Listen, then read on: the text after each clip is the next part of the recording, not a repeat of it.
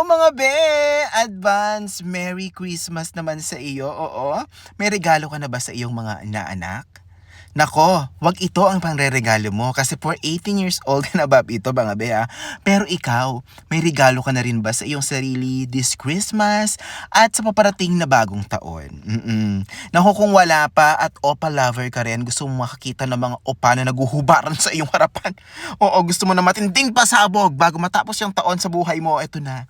Ito na yung chance mo kasi ilang araw na lang ito mga be ang The Man Alive Choice na magaganap sa City of Dreams, Manila Grand Ballroom sa December 27 and 28, Sabado at Linggo yan mga be.